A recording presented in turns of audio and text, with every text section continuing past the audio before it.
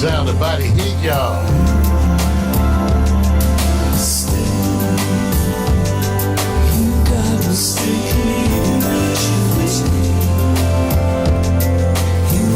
Get ready to start that morning coffee.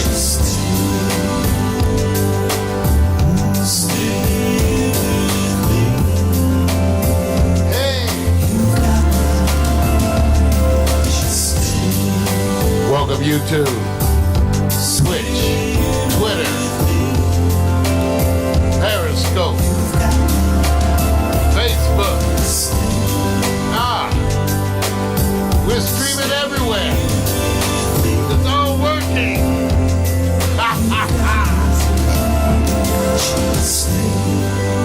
Zay's out of body heat. All systems are go.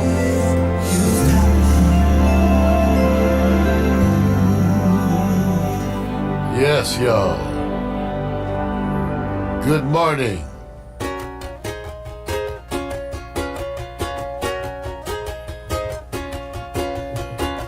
Wake up, it's a brand new day. Let's get down on the good news train. Have your morning coffee with Mario every Monday. Get the 311 before the morning's done. Laugh until you cry. You can always rely on morning coffee with Mario every Monday. Morning coffee with Mario.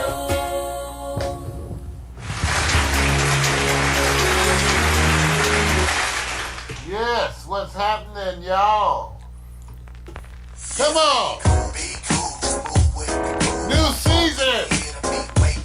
Time to shake your hips.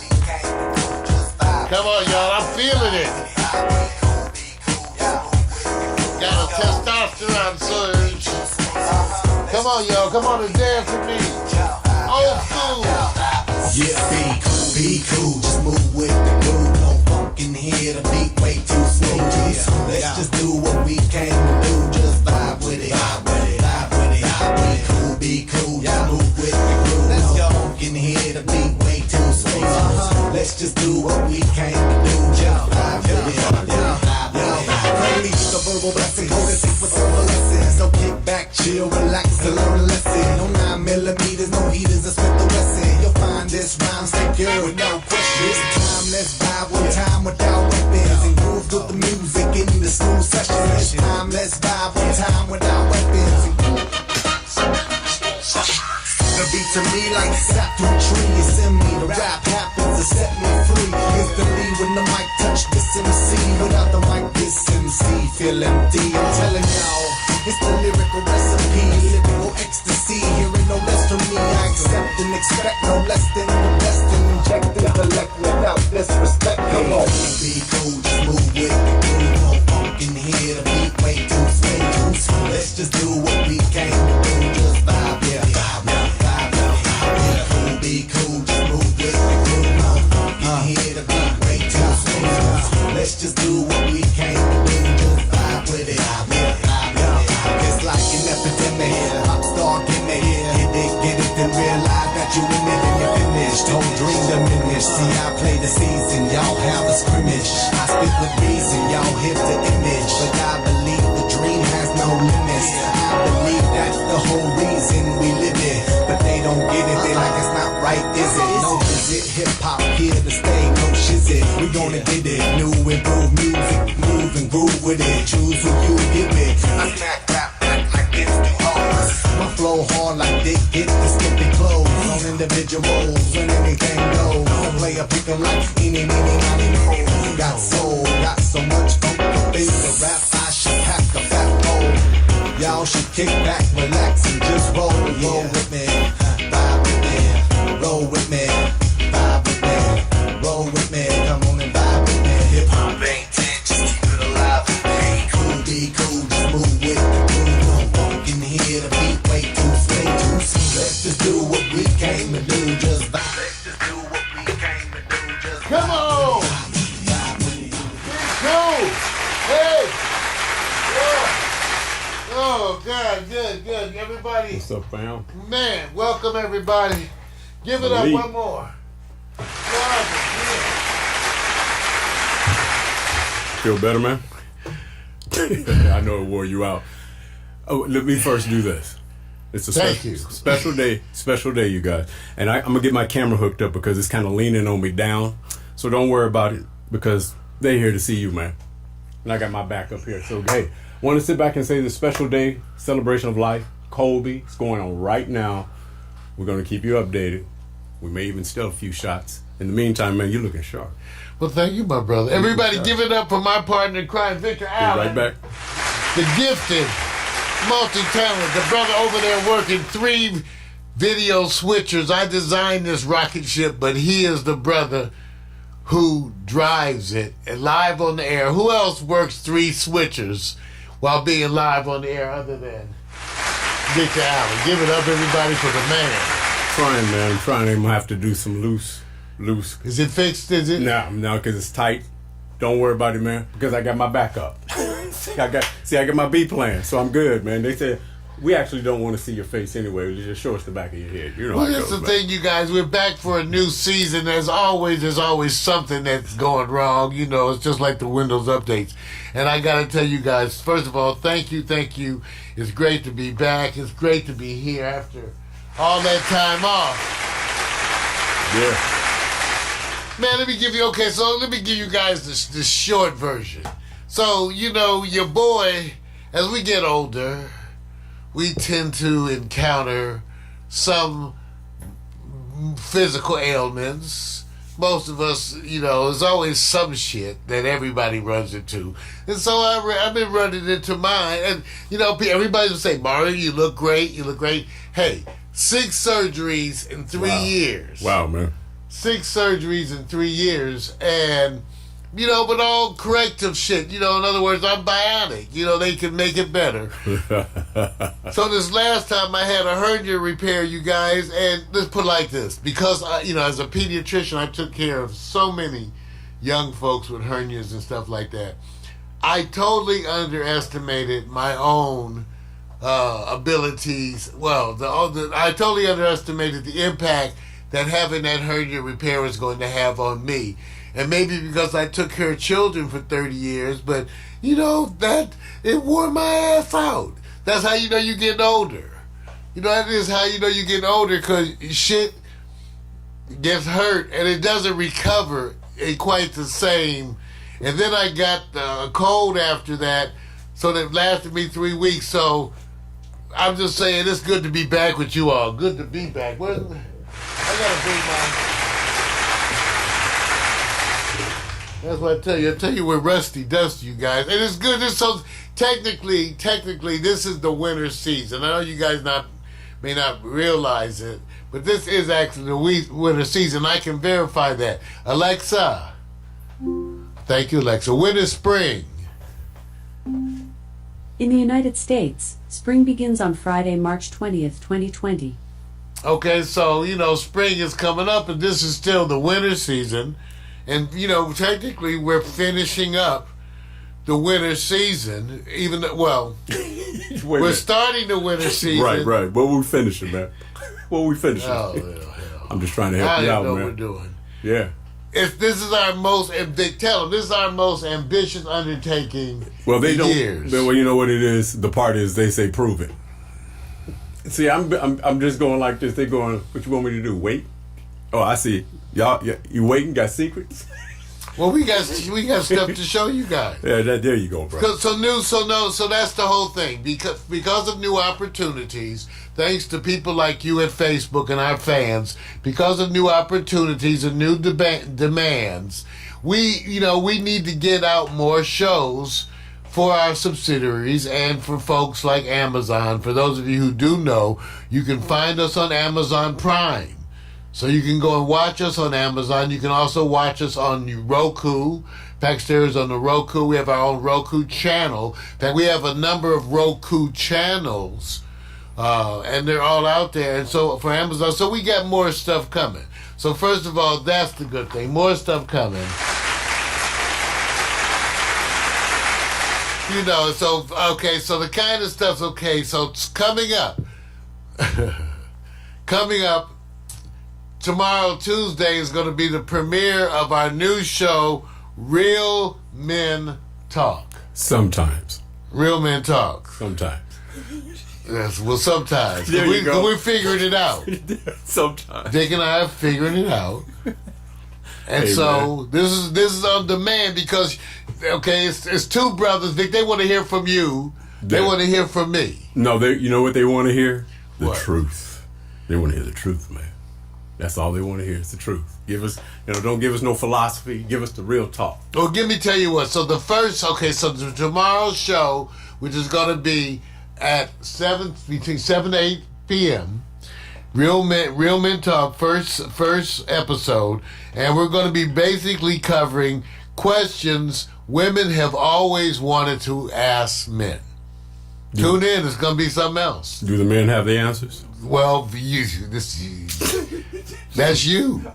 That's us. All right. So then what I did is I went online and I did a search, and I got a number of articles about questions women have always wanted to ask men from a variety of sources, from like a feminist organization, from more of a young folks group, also some other people. So I got a bunch of different people. It's funny. You could Google it yourself. Questions women always wanted to ask men. And I would encourage you, because if you have questions, tune into this show and ask us live. That's tomorrow. So I did a little questions women always wanted to ask men. And we're going to be doing that for the premiere episode. Now, I'll give you one little hint. Vic, you may think this is a little funny too. What is that? What I tried to do is look at all the different sources, right? Right. And see the questions that they had in common. And one of the questions they had in common throughout all the sites was that the women wanted to know why men spend so much time in the toilet. So are you going to be ready to answer that one? That's easy. Getting away from your ass. That's easy for me, man. That's one of the, you can believe it or not, that is one of the most common questions. And the other kinds of questions that I thought were hilarious, because I had my own ideas of the questions, but after reading these questions, I threw mine all out. They were asking like, are we able to run with that penis between our legs? They also asked us, did we sit on they want to know if we sat on your testicles. These are common questions women wanted to ask men. So they'll be tomorrow, premiere episode, 7 p.m. There you go. Real Men Talk. Got a bunch of other things coming up. Some of the other episodes that we're planning, and we'll let you know exactly. We're going to be doing a whole review on the coronavirus this week. We're going to touch on that today during the news segment of Morning Coffee, but we're going to be devoting a full show this week to discussions of the coronavirus and its implications worldwide. So look for that. Right now we have that tentatively scheduled for the Thursday show, Vic. Okay. The coronavirus. All right. Dealing with the coronavirus. Sounds good. A bunch of things. So we'll let you know. But so that's what's coming for this week. Also, Friday night, Quiet Storm premiere episode. We're gonna be jamming old school R&B interactive DJ experience. Come on and do that and get with that. You're gonna have to remind them multiple times so they don't come on Tuesday night looking for the music. Come on, we're gonna send it out. I'm gonna be posting. Right. I'll be posting. That's right, man. I'll be Instagramming and posting. It moved. And putting all those things. Hey, so Vic, we've been getting a lot of input from your people, basically over your Black History Month series, which has been Give It Up for Vic. Thank you, man. Tell them a little bit about the Black History Month series, Vic. How it started is real simple. I wasn't trying to say, hey, it's Black History Month. Oh, I got to do it. I knew there was a lot more history than the kind of the more popular stories you hear. And so I made a promise that every day of the month, and that's really not as much as I could do, that while I'm looking through history just for myself, I'll just post what I come across. So some of you may know, some you may not, but there's always this underselling of history in a lot of different areas that are not as popular. Most of the popular areas in Black history, people kind of know by heart. And they know because typically they're promoted the same way in media and others. So I decided a few years ago to go every day. If I come across, oh, that's for me. Is that call for me? That might be for me, man. Let me check it out. Hold on. Technical difficulties. Man, did we disconnect that? See, that's what happens. You got a whole new virtual. We got a whole new. We're live right now. Right. We're live right now. Now. Okay, put me on hold for a second. All right, bye. Okay, back to what I was saying. Back to what I was saying. All right. Check it out. So I made a promise every day. If I come across a subject that I find interesting, because there are a whole bunch of them, I will post it. It's not there to sit back and say I'm a historian. I'm not doing it. This is really for me. And I said, why not share it? And so that's what I was doing. So, of course, it can go on for so long. It's only 28 or 29 days out of the month. Just a calendar year. This can go on for a long time. And try to go to stories that may not be as popular. So that's why I did it, man. So everybody tune in. Victor Allen's feature. We do it every year this time. Go take a look. He's posting it to Facebook. Vic, got to give it to you for that. Thank you, man. Hey, we got a full show today, you guys. We got news. In the news segments, we got to talk. We haven't talked. There's been so much that's been going on. No need to re-report. We're going to really give our assessment of where we sit today in terms of the upcoming election, where we sit with Trump, who's currently emboldened, and as the clock winds closer to the election. So we're going to talk a little bit about that today. In Marijuana for Dummies, we're going to let you know about more and more legalization that takes place all around the country and what it means worldwide as marijuana legalization becomes the topic, except for folks like Joe Biden. What can I say? Vic, what about you? the obvious thing is to, kind of monitor right now, because I'm pretty sure there's some unique stories going on at the Staples Center with the Kobe Memorial and Brianna Memorial. So I'm going to touch upon that because you have to, out of respect, like I said, I posted, you may not have been a Kobe fan, but you are a fan of life. And so for the most part, you acknowledge, and those others who lost their lives as well. So we're going to touch upon it and then go right to a question that I have. There are 5 principal Lakers who can be considered on the Mount Rushmore, but you have to leave one off. Who would that be? Number 2, Lakers counter-strike the Clippers. One Morris is in Clipperland, and now the other Morris has been signed to the Lakers. So brothers don't have to go far to keep it in the fam. So that's cool. Also, right now the British are literally going, we are the heavyweight capital of the planet, of the world. Because, of course, what happened with Deontay Wilder, who got destroyed by Tyson Fury. But then you got Anthony Joshua, who's from England as well. So right now, man, it seems like we're maybe second or third fiddle. That hasn't been the way. And is this one of the best times in boxing? And then, of course, the Milwaukee Bucks are going, you guys keep talking about the Clippers, the Lakers. We just reached the playoff spot faster than any team in NBA history. What about us? That'll be it for me right there, man. And on hot picks, this one I forgot. Rappers, entertainers born rich. Which artist will be greater than Pops? If that.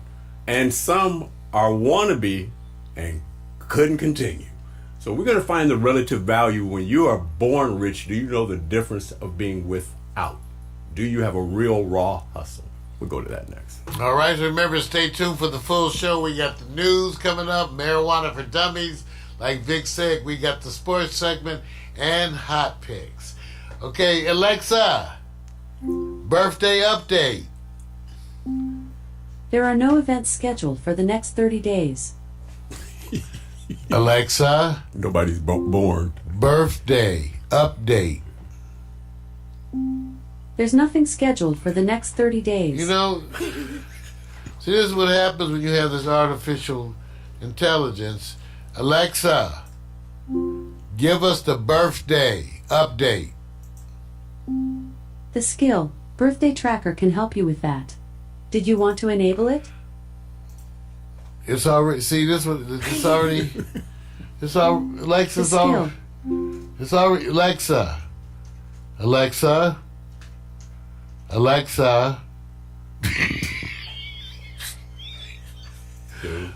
I think she's on strike, man. birthday update, bitch. Oh. I have a few skills that can help. Oh, no, you don't have Did you to mean skip. Earth FM? Alexa, what's the weather in View Park, California? Sorry, I'm having trouble understanding.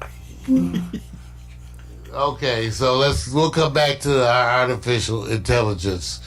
Meanwhile, we always do the slideshow animations. The latest one was done while we were off. We went down to the Martin Luther King parade, Martin Luther King birthday celebration right here near my house, right down the hill, in fact, and we enjoyed it. Take a look at my slideshow animation from the recent Martin Luther King Day, and we'll be right back.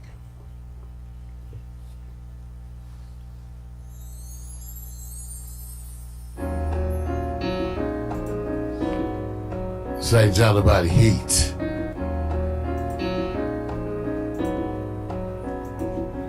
But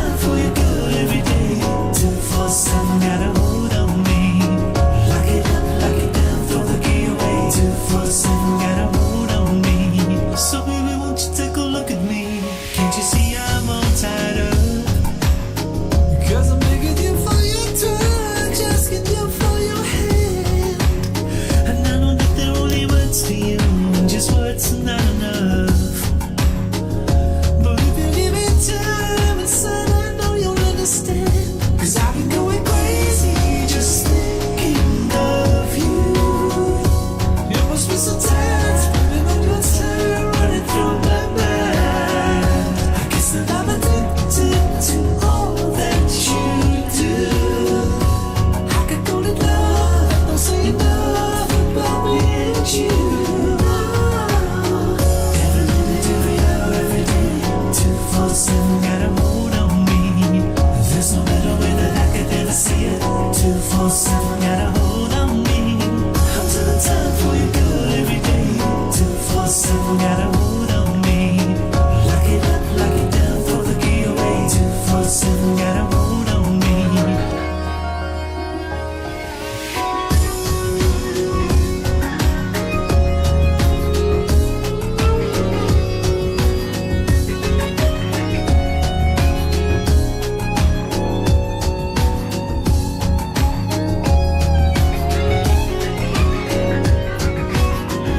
Cause I've been going crazy just thinking of you. You must be so tired, spinning on your time, running through my mind. I guess that I'm addicted to all that you do. I could go to love, don't say enough about me and you. Every minute, every hour, every day, 247 got a hold on me. There's no better way that I could ever say it. 247 got a hold on me. I'm to the time for you good every day. 247 got a hold on me. Lock it up, lock it down, throw the key away. 247 got a hold on me. Every minute, every hour, every day, 247 got a hold on me. There's no better way that I could ever say it. 247 got a hold on me. I'm to the time for you good every day. 247 got a hold on me. Lock it up, lock it down, throw the key away. 247 got a hold on me. Say something about the heat. Slideshow animation Martin Luther King Day holiday right down from my house. Man, everybody was out there in the hood. So was I. Yeah, so was I.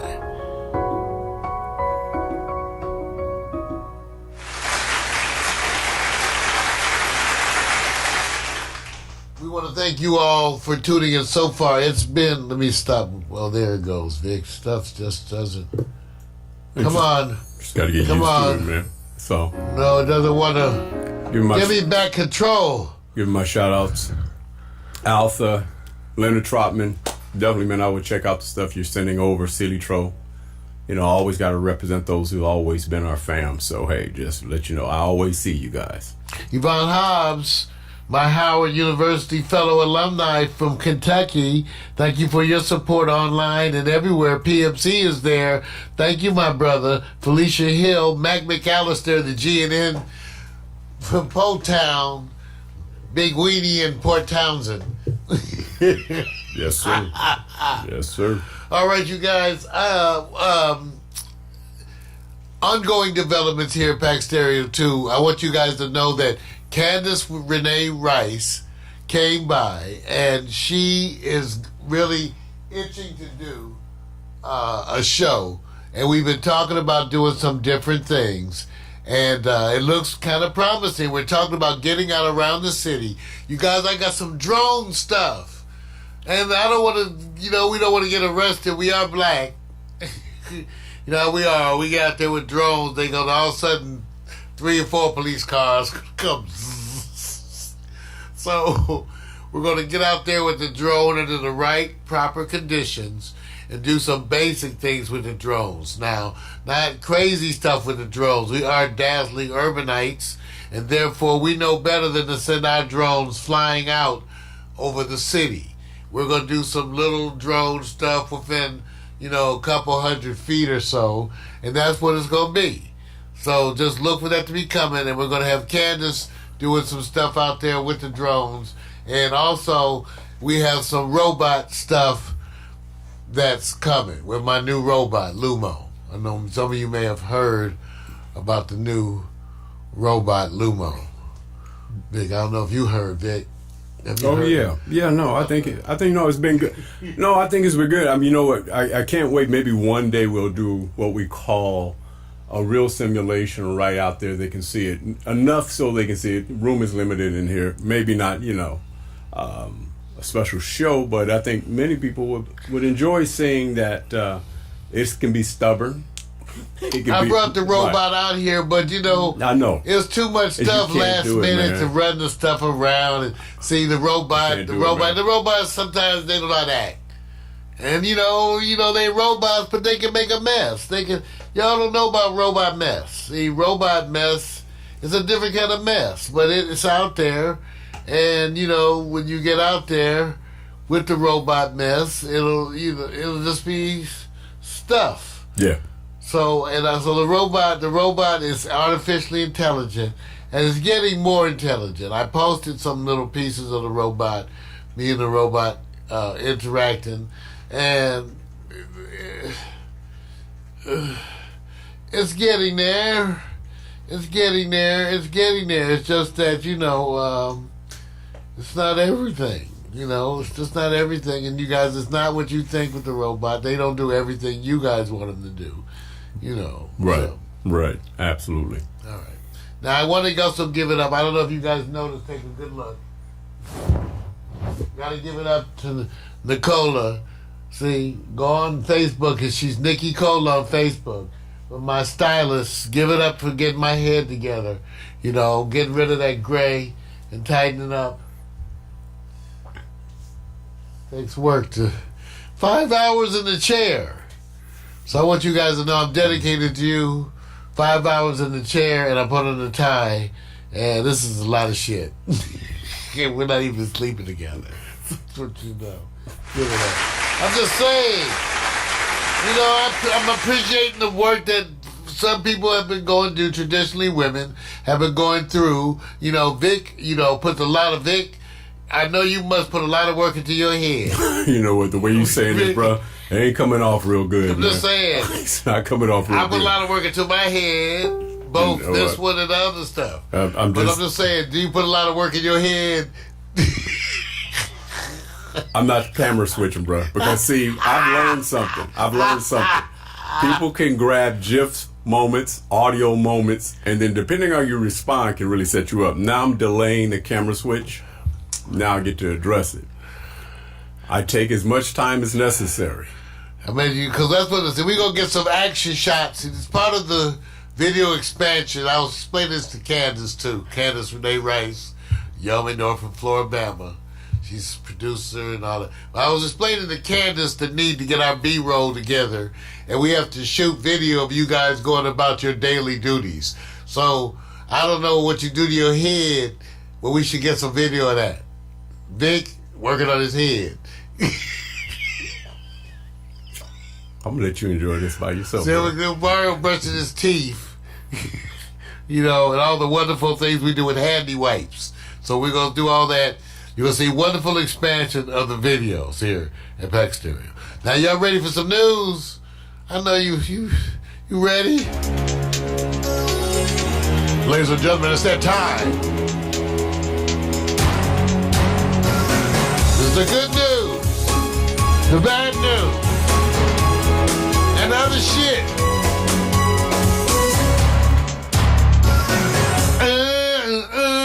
Good news, bad news, and other shit. And we got to talk about Trump, but I don't want to make that all the news. So I thought it was some other stuff to talk about first. It was significant. Now, I don't know, as some things, Vic, we deal with change, right? We deal with change. Change is going to come? Change is going to always come, right? But some changes are painful, Vic. Right. I don't know about you. Have you heard about this, Vic? But Disneyland has raised its prices. Yes, I saw that, bro. And now they're going to have some prices are going to actually be over $200. Yeah. Can you believe that? Yeah. Over $200 for some of them. Now, the basic pass, look at this, $154. Oh, 104 to 154. Can you believe this? They're scaled.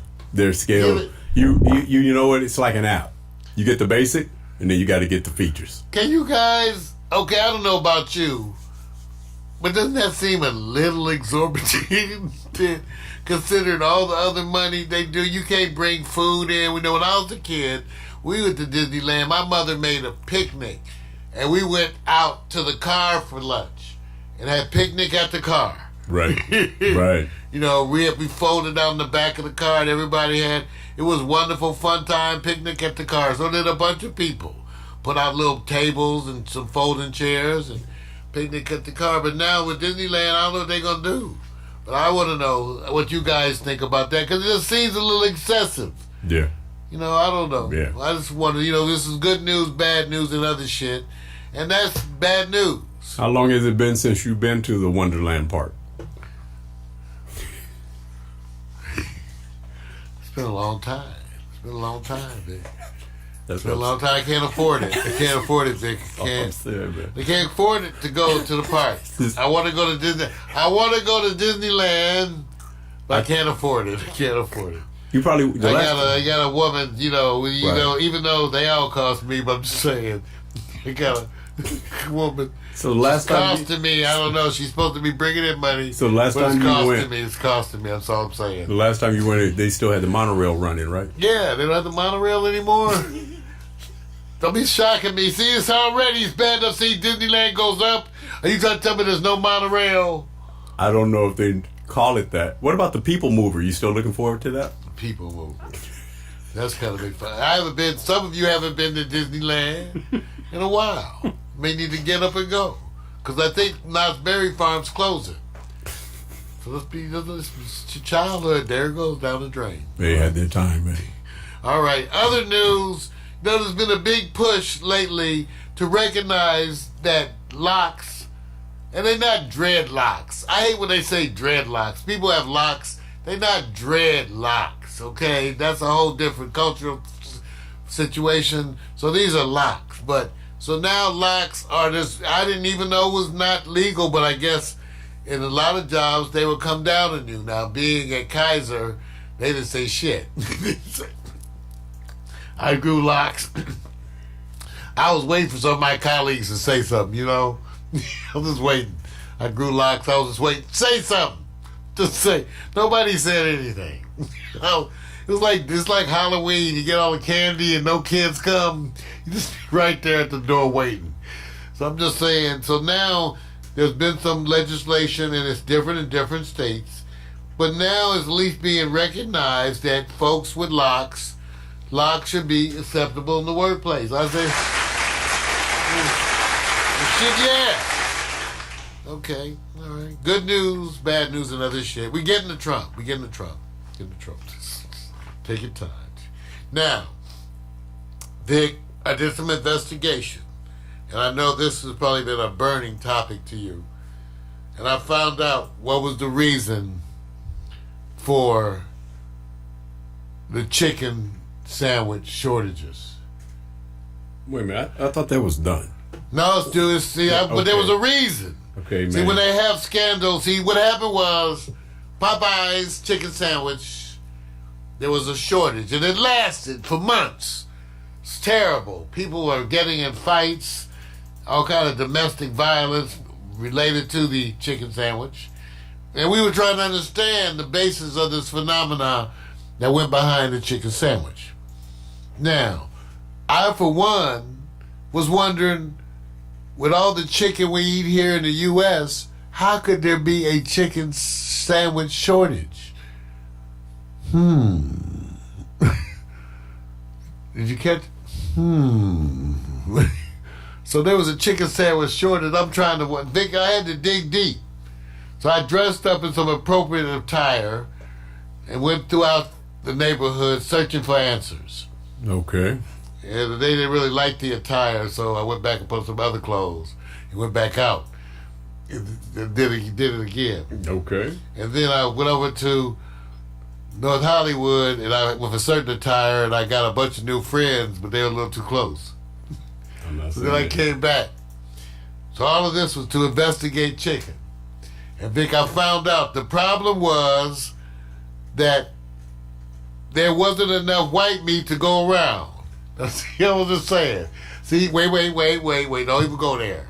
I'm just saying, what happened was, Vic, they were making the chicken sandwich out of white meat. And the problem was they needed little breasts. This is the truth.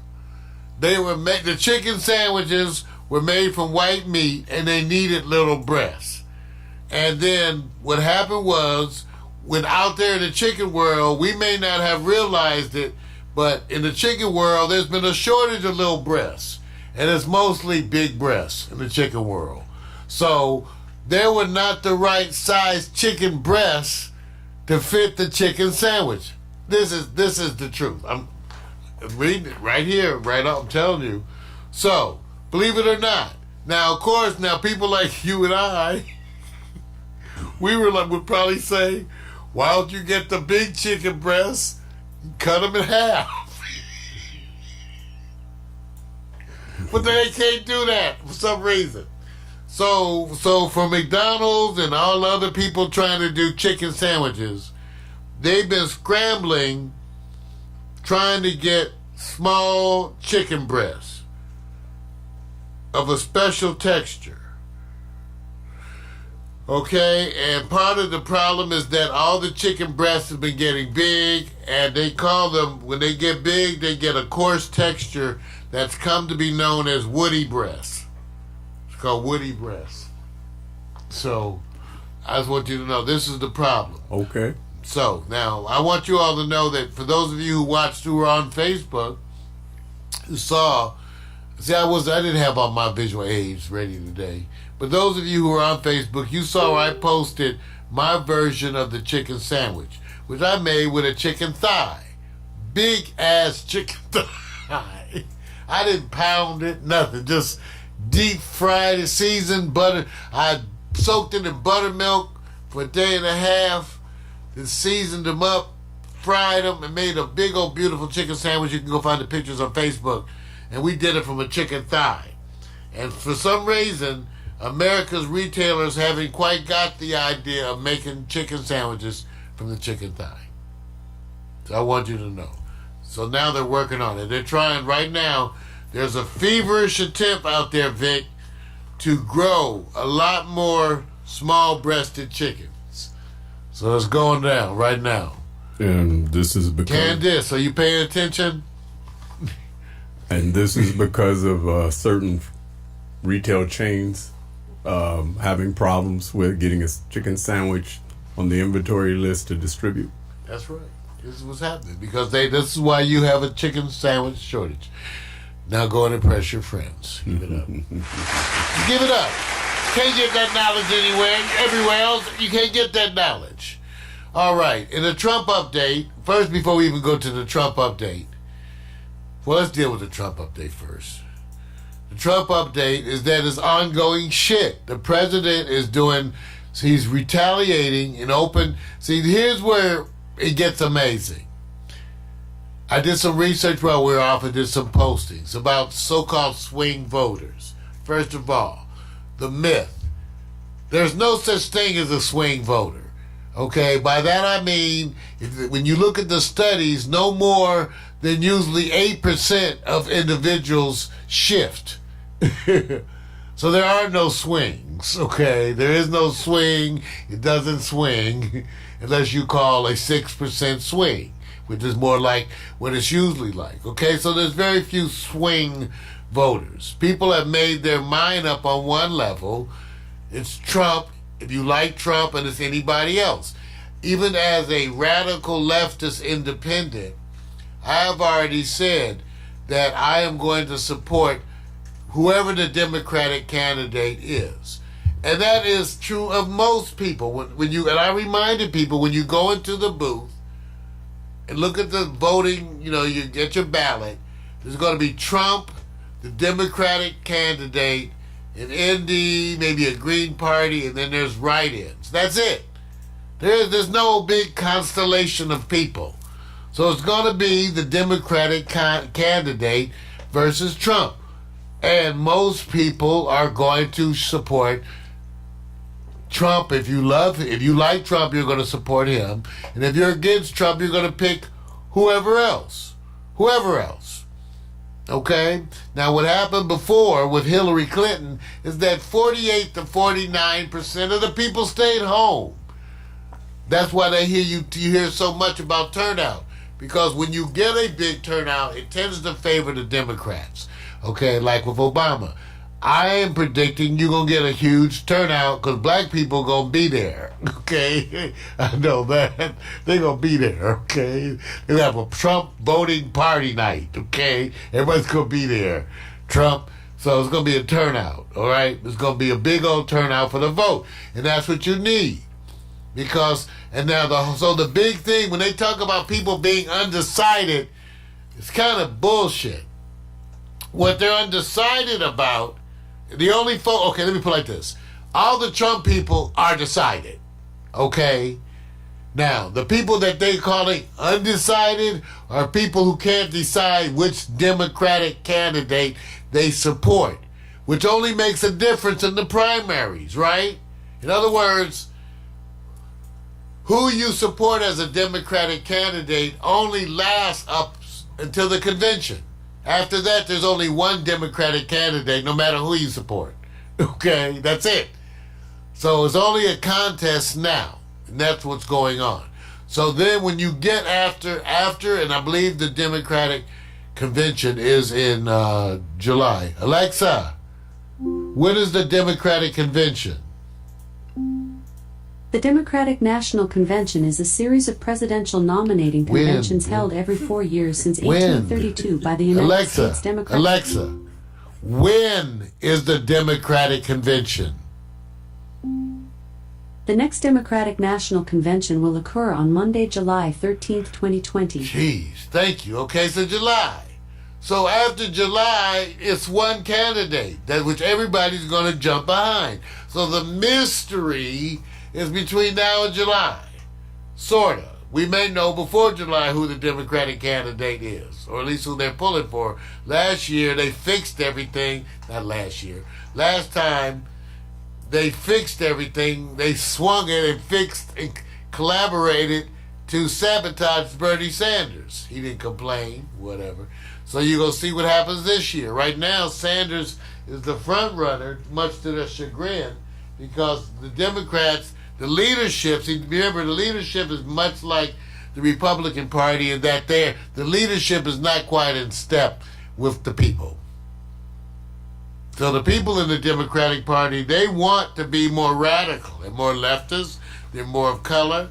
Okay, so they're worried that that candidate will scare all the other white folks and Trump will win. Let's call it like it is. Okay? So the question is who's too liberal? You got a gay man running. That's a little leftist and liberal for most folks. Bernie is I don't think that he calls himself a socialist. He has policies that are socialist policies, even though terminology, there's socialism for white folks too. There's welfare for rich folks. That was what Too Big to Fail was. That was welfare for the rich. See, because they bail out the rich.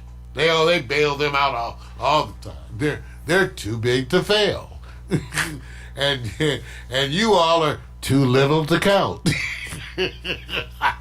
They're too big to fail, and you're too little to count. So that's what's happening. So everybody, the president's people know who they're voting for. The president. There's one Democrat who's running against Trump. One lonely male figure, can't get a dance. So forget him. And so for the Democrats, we get to move on. Now, the current state for Trump is that he's just acting a damn fool, and he's trying to prove how much he can get away with. Right now, he's being so flagrant with his attacks on people who worked against him that it's so flagrant that even his supporters don't know what to say. They don't know what to say. They're just trying to be hush. He's kicking ass. He's kicking people's ass. Shh. Either that, they can't talk, and maybe the scrotum up against their chin. but they can't say anything, let's just say. So they're not saying anything. So let's leave Trump. He's going to act a damn fool. Now, for a moment, let's go over to the Democrats, because the big issue is who's going to be the Democratic candidate. Bernie Sanders, Joe Biden, okay. Now, again, just to summarize, I don't want to hurt people's feelings, but let's say who Joe Biden was. I'm a 63-year-old black man, so I can tell you, I was there.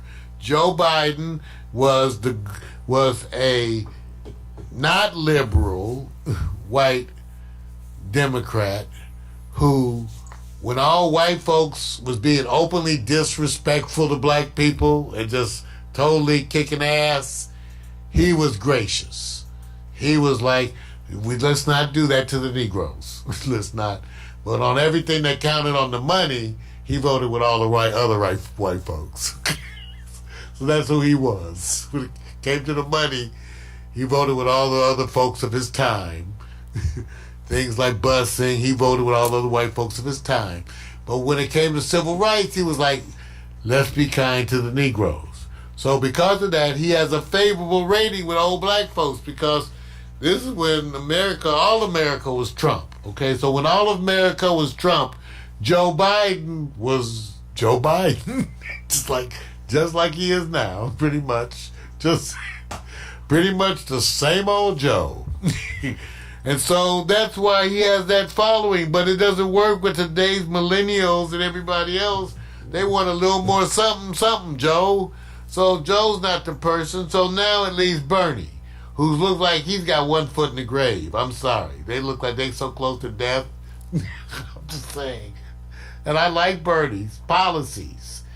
But my favorite is Elizabeth Warren, who's also up there, but she look like she's Bernie. We don't know if Bernie will make it the way he's looking. I'm rooting for Bernie's health, but I'm like, whoo, Bernie. Lord, dude, the work is wearing you out. All this.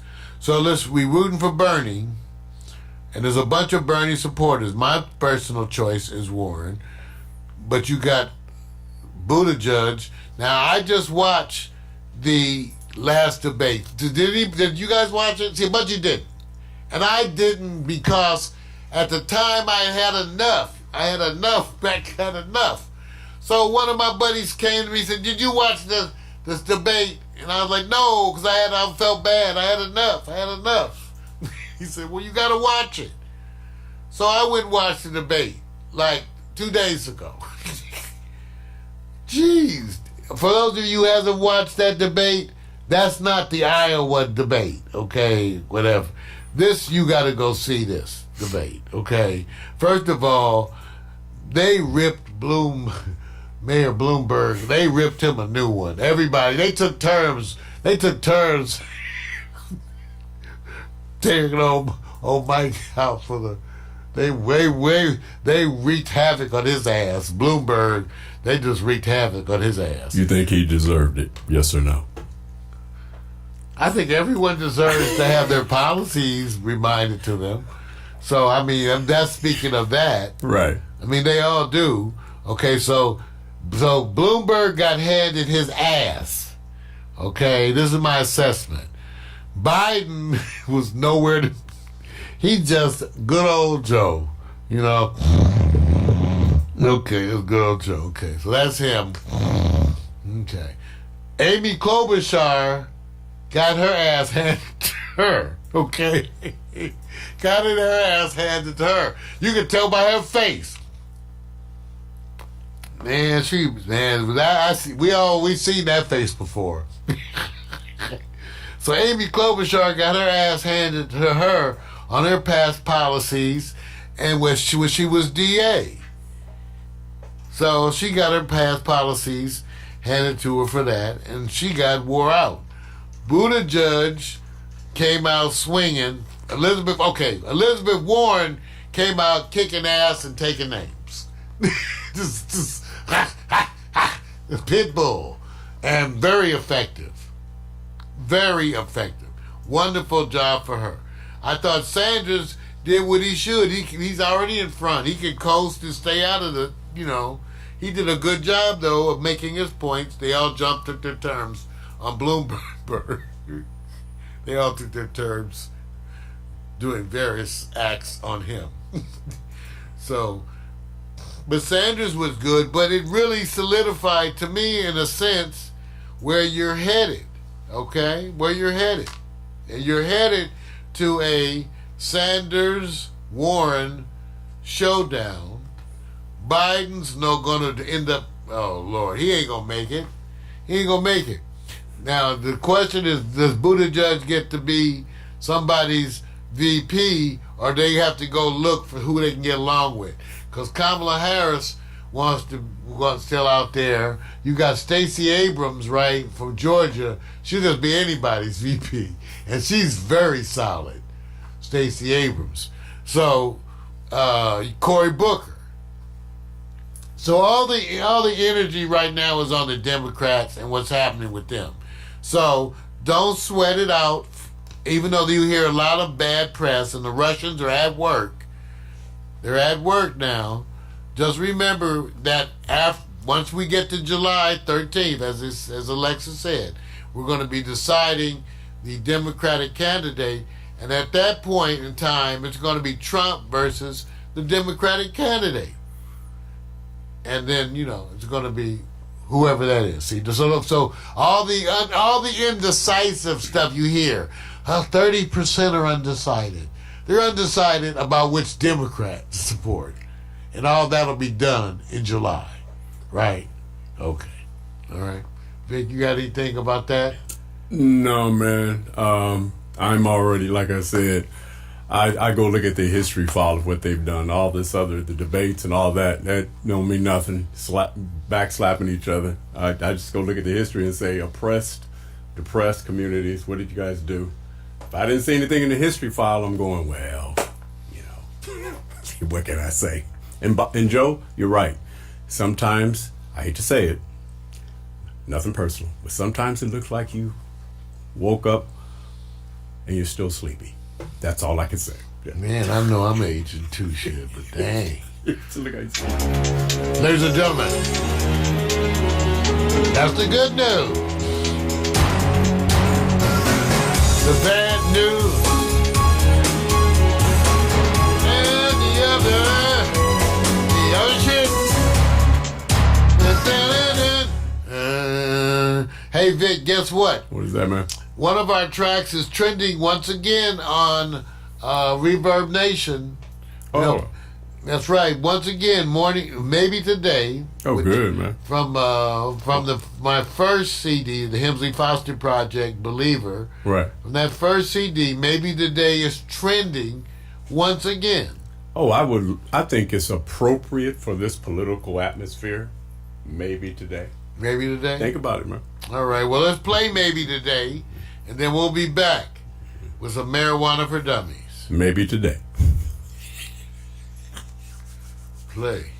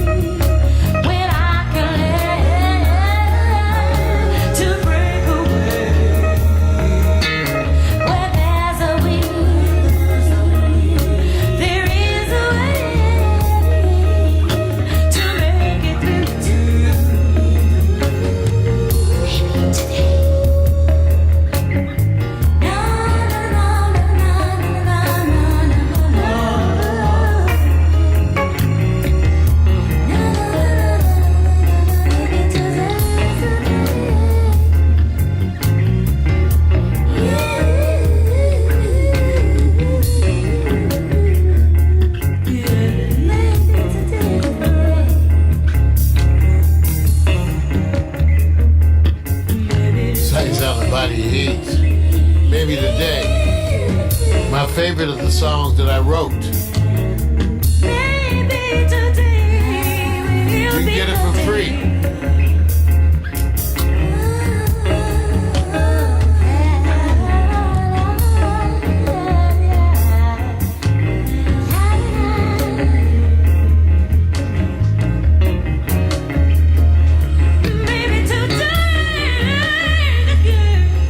That's right, the same sound of body heat. Pax Stereo.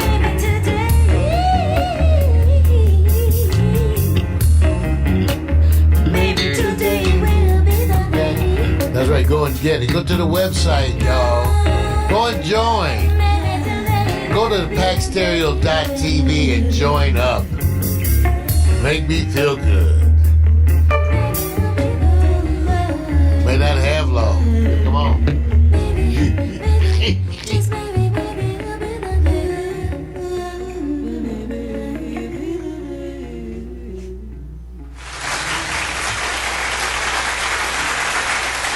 That's right, it's Maybe Today, from the first CD by the Hemsley Foster Project entitled Believer. You can go and get that. We have a bunch of those tracks available as part of the Creative Commons movement. So you can go and get them for free and share them with your friends. Hope you enjoyed that one. That's my favorite of all the ones that I've written. You know, they say I bled into that one. That one, well, I don't feel like that anymore. But that was a time, space, and time, and so it is. So you're ready to talk about some weed? Times are changing, but some things stay the same. You start each morning with a cup of coffee every day. Maybe hit the snooze, turn on the local news, but nothing good comes from a one-sided point of view. Marijuana for dummies. Come for the info, stay for the reefer. Marijuana for dummies. Come for the info and stay for the reefer.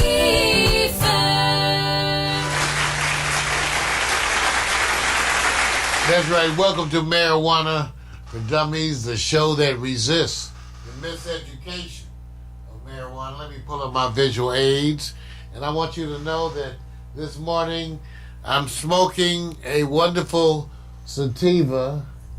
Let's take a look right there. Sour Skittles. Give it up. Sour Skittles. Let me tell you about Sour Skittles. And here we are. We're right looking at Leafly. For their review, they got a picture of some Sour Skittles right there. Let me tell you what they say about Sour Skittles, which is a hybrid. Sour Skittles is a predominantly sativa mix of sour diesel and bubble gum. Both parent strains are admired for their exquisite flavors and the happy, uplifting effects they produce. Once combined, sour candy takes on a mouth-watering array of sweet, tropical fruit flavors with a pungent diesel finish. The potent effects are euphoric and talkative, which makes sour candy a popular choice for dynamic use. Sour Skittles. Now, you know, as a wine drinker, I have trouble with some of the adjectives that we use, you know, like it has a very nutty flavor. You know, I don't know. Do you understand? I tell you, a wine has, Vic. If I said this wine has a very nutty flavor. Can you kind of imagine that as your? I'm not letting you take me down that road. I'm not doing it. Okay, so this one, wait, because I'm saying that because they say that this takes on a mouth-watering array of sweet tropical fruit flavors with a pungent diesel finish. Well, it just smokes like some good weed to me. I don't know about all that. Smoke like some regular old good weed.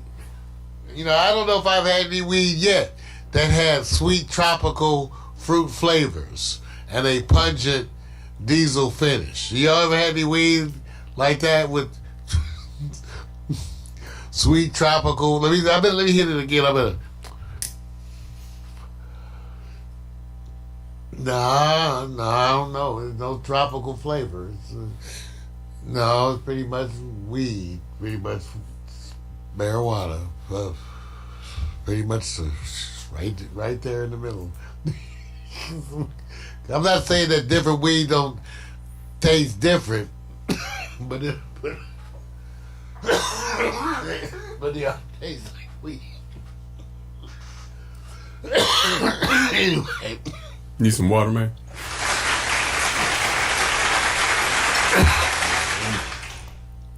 Wow, but the potent effects are euphoric and talkative.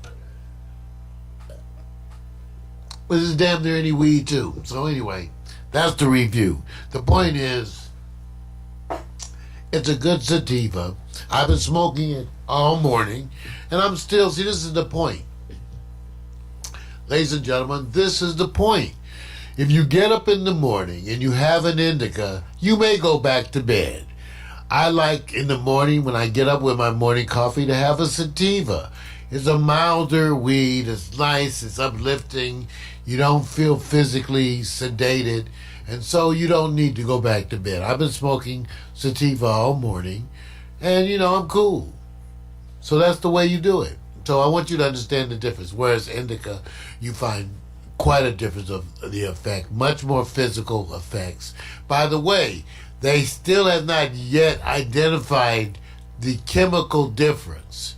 It's very subjective. So they have no chemical that they can measure that says more sativa or more indica. They haven't found that association. And that's the kind of information we're waiting on.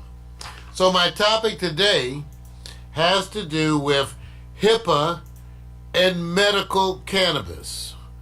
Okay, HIPAA, which stands for Health, and I thought it meant something else. Health Insurance Portability and Accountability Act of 1996, which is a United States legislation that provides data privacy and security provisions for your medical information. In other words, the HIPAA Act provided rules to safeguard your medical information and made it clear what kinds of things could not be discussed by your employer.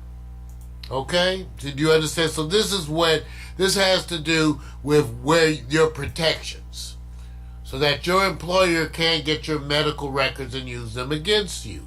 He can't get your medical records about your issues with depression or other diseases, cancer, whatever. He can't get any of that information and use that against you. And that is the HIPAA. That's been around since 1996, and it's very, very stringently enforced. I can tell you that at Kaiser, they pulled everybody, every doctor, all the workers in the hospital, from the cafeteria to clean up, all of that maintenance, everyone, all the technicians, and made it clear what could not be done and what could not be accessed in that medical record. You would be fired. Okay? All right? And in terms of the doctors, it was made clear that they were able to track who was accessing what. So you couldn't just pull up people's stuff without having a reason. It was being logged. Okay? Now this is all part of HIPAA. So when you hear us talk about HIPAA, HIPAA, which is again the Health Insurance Portability and Accountability Act of 1996, this is what we're talking about. Now, this is important, and I give you this framework because the topic that we're going to talk about a little bit is HIPAA and medical cannabis. Now, of late, the NFL has announced they're not going to test for weed. I'm waiting to hear from the NBA. Now, that's not even medical weed. They don't even want to see. I was waiting for them because they have nothing to gain. Right. They're not like airline industry where they have to worry about the safeguards, even though you can make the point that playing under the influence of marijuana may make you more subject to injury because you may take a hit the wrong way, then I think that would be. But, certainly using it recreational and away from the game, the NFL didn't have much to stand on other than they just didn't want you to use weed. So this now once medical marijuana became a recognized entity, then it became an issue of whether or not your employer has the right to stand between you and your doctor's directives. So if your doctor directs that you should use medical marijuana, which is what happens when you get a marijuana medical license, it means that a physician has now given you, certified you as a medical marijuana patient, and now that's part of your stuff, and so they can't ask you about it, according to HIPAA. Right. They can't ask you about it, they can't talk to you about it. That's between you and your doctor. I'm waiting for the NBA. So my point for people, first of all, even when it comes to the world of recreational marijuana, and I'm still standing behind this, is that most of you, if you qualify for medical marijuana card, which could be anything from stress to headaches to just needing to relax, anxiety, and who don't have that? Who don't have anxiety or stress? So everybody can use medical. All right, that's the point. Everybody got stress. So, but my point is, go spend that $35 to $50 and get your medical marijuana card. Why? Because it offers you protections. Now, let me just tell you something. I went and did some research about HIPAA and medical cannabis, and it is really yet to be tested to a full degree, but mainly because people expect the provisions to extend. In other words, someone's going to test it, obviously, but everybody expects that once you say that it's medical marijuana, meaning a doctor says that it is a treatment for you that's legitimate, at that point it becomes part of your health care package, and therefore it should be covered by protections like anything else. Yet to be tested, but that's pretty much everyone's position, which is part of why it's probably not being tested so much. It's also the reason why the NFL just wanted to get out the way, see, because at some point, like I said, Vic, I had told this to you, someone's going to sue them and say, a doctor said you're supposed to use medical marijuana. Absolutely. How do you get to stand in the way of that? Yeah. And they're going to have to back down. Now, what's happening is, because they never do the doctors. Too much money, too much power. So you know who they mess with? The nurses. The nurses. So right now, the bunch of articles that I was reading on had to do with the protection that HIPAA applies to medical cannabis patients and nurses. Okay? And even though it has not been tested, it is felt to fall under the same requirements and so the same incident. So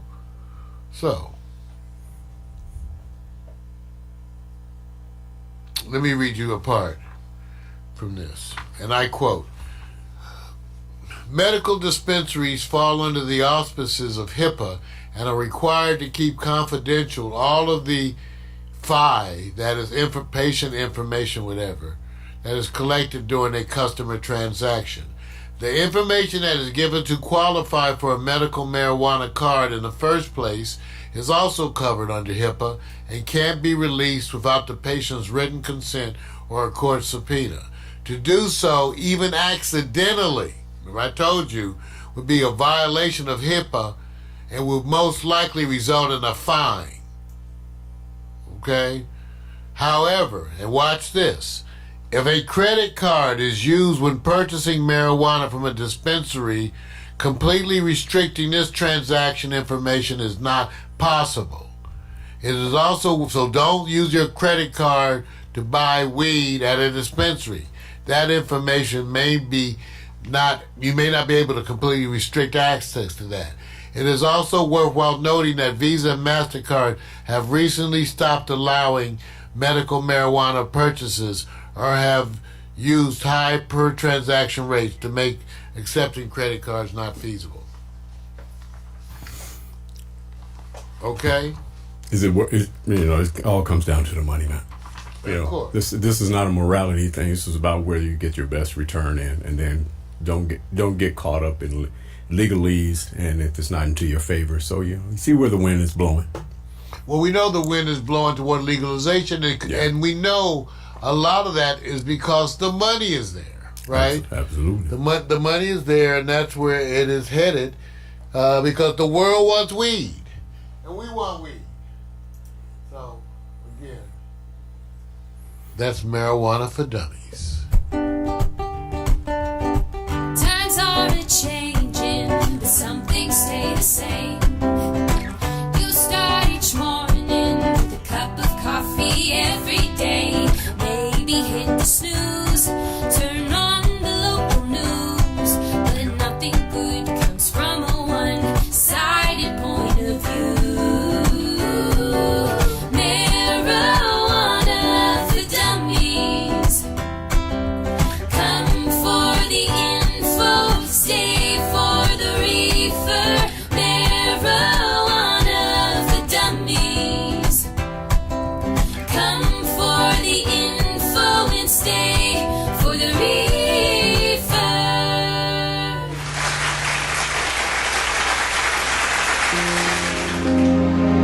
We'll be right back with Victor Allen's New Sports and Hot Takes.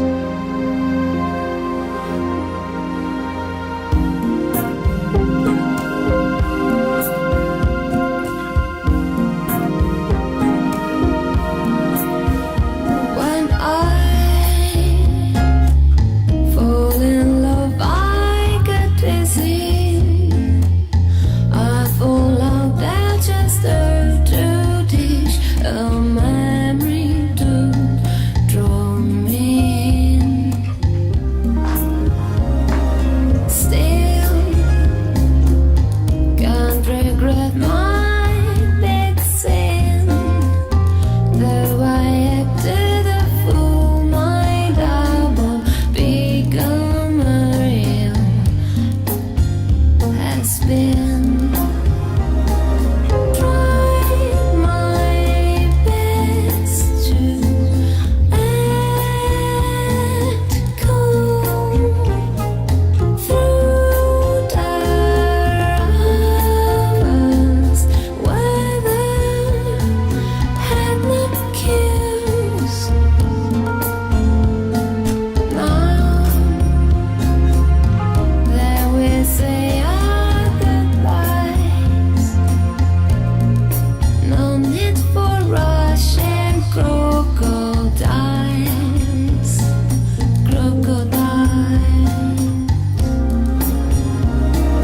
Be there, then I would say funny how you become what you've seen too much of.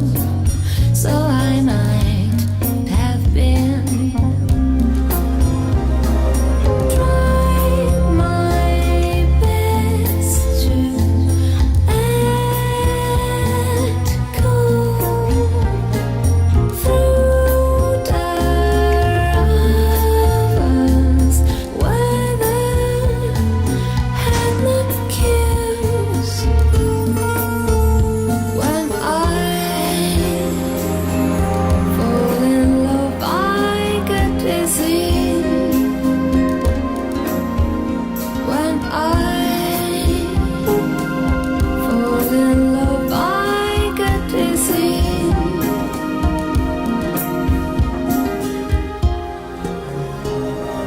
Tried my best to act cool through hours, weather had no cues. Now that we say our goodbyes, All free music all the time. now that we say our goodbyes.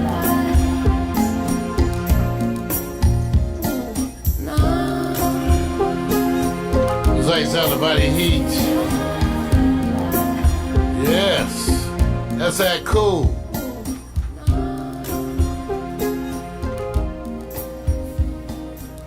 All free music all the time. Go in and get that. Amongst others, go to the Pax Stereo TV website and look at our CC music collection. CC stands for Creative Commons. This is music that artists make available to you for free to share with your friends legally, and they retain their rights for commercial use. We're proud supporters. Go and get some of this music. Our pre-show is all free music, and the music that we use here at Pax Stereo TV, again, is all free music. Go and get some for free. Gotta remind you guys, too, remember we have special programming beginning this week, Tuesday, Wednesday, and Thursday, and Friday. This is all part of our new Neo-Urban Family Night. That's what we're calling it. From 7 till 11, we've got programming that's going to be really good. For one, Tuesday, Wednesday, Thursday, we got special live broadcasts from 7 to 8. It's going to be changing up a little bit, but we'll be here from 7 to 8 tomorrow night, Tuesday through Thursday, and then Friday night from 8 till 10 is The Quiet Storm. Now, following those live shows, Victor and I got some special programming coming up for you. We've got the LZ, the Local Zone Mixtape, which is an assortment of videos that Victor shot. It's going to be wonderful stuff. And then we've got Handheld, Victor Allen's special collection, okay, which is, again, the stuff that Victor shot, the live concert, Vic. So, and you sent me over some stuff, Vic. Yeah, what I did is just, they say we've always kind of had to reconcile with the changing of the guard as it relates to, the freedom to covet artists and be able to have an experience. And, some years ago, it was easy to go out and shoot because everybody was looking for the empowerment of trending the artists, and some of them say, hey, go ahead and shoot me, go ahead and do it. That has changed somewhat, and so this is kind of looking back at the more favorite ones. The ones that you just go out there, even if you have a small camera. Even I didn't have to use a phone at the time because we had the equipment. So the good thing about this is you get to go look back and say, hey, here was a time, what were you doing, where were you at? And we're going to always pay respect to those artists who allowed us to do that. And so, I tip my hat off to them. Well, it's wonderful. So after our live broadcast, we've got 2 shows, okay? So we have the LZ video mixtape, which is a mixture, a collage of different performances, again, shot by Victor Allen, my buddy. And then we got, after that, the full-length concerts, which we call Handheld, Victor Allen's Urban Concert Experience. These are concerts, Vic. Yep. Where you shot the whole concert. Yeah, unplanned. Unarmed. Crash the facility and just let go, let your camera, which now everybody's doing with phone. So this is before the advent of the phone really was kind of popular and doing what you do. So to me, this is one of those experiences where you say, hey, go there, do it. Handheld, yes. Very hard to hold a camera and be steady for 30 minutes, an hour. Very difficult to do that, man. I'm not going to lie to you because the hand be wobbling. Well, let me tell you some of the artists that we're going to be featuring on these shows. Stephanie Mills, Rachelle Farrell, Sherelle, Keith Washington, Alexander O'Neill, Tina Marie, Tank, Ramsey Lewis, Pancho Sanchez, Dougie Fresh, Slick Rick, Phil Perry, Kelly Price, Goapoli, and the Washington Prep Jazz Combo. Got to give the preps the love, man, because they came out and did it, And at the school I went to, West LA Junior College, got to get JC in the building. So yeah, man, and just a hint, who's kind of moving, because at the top of the list, the ones that are moving is El DeBarge and his I believe it's his sister. I believe it. Christiane. His daughter? Yeah, his daughter. Yeah, they're moving. They're trending. Alexander O'Neill for the obvious reasons. I'm just saying, man. I'm just saying. Trends are not necessarily supposed to be all what you think they are, but it's moving. And Stephanie Mills is constantly moving. I mean, nothing but great things about her. All right. So tune in, you guys. This is our neo-urban family night. It's our beta test in progress right now. Not sure how long we're going to be doing this. If it works out well enough, we may do it for an extended period of time. But we're going to be live Monday through Fridays in some form or fashion to you. So live every day during the week in some form or fashion as part of our efforts to expand and become more of your world. All right. Ready to talk about some sports? Ready or not, man. Oh, ladies and gentlemen, it's time. Victor Allen's New Sports, written and directed by the bald-headed black man. That's right. Victor Allen, bringing you his unique fan-based view of sports. Listen to the man that the ladies have nicknamed Sexual Chocolate. Dress appropriately, sports bras and jock straps. Bring your own Lotrimin cream. Here we go, ladies and gentlemen. It's Vic. Okay, now, it's hard to get excited. I watched a lot of people sit back today because it's such a special day. And I said, well, look, let me just acknowledge what's happening because everybody else is watching it. And I believe everybody's tuning in to the celebration of life for Kobe and Gianna Bryant, and along with the other family members who were on that tragic helicopter crash. So they're doing that right now at Staples. Now, the one thing I wanted to do is first acknowledge that he was a father. Kobe was an NBA champion, Oscar winner, entrepreneur. And he's done something that I didn't expect him to do. Now, I'm not comparing, so please don't take this. There's no who's losing, who's winning.